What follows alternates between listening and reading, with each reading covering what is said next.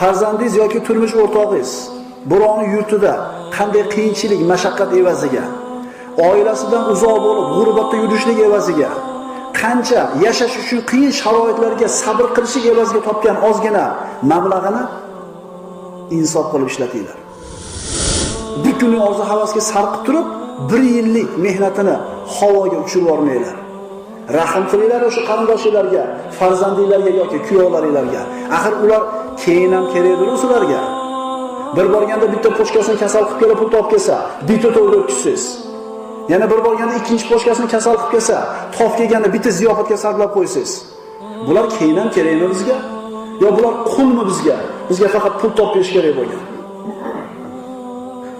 Ota-onalar, turmush o'rtoqlar, mana shu safardan kelayotgan pullarni ishlatishda insof qilinglar. Agar siz isrof qilmasdan, insof bilan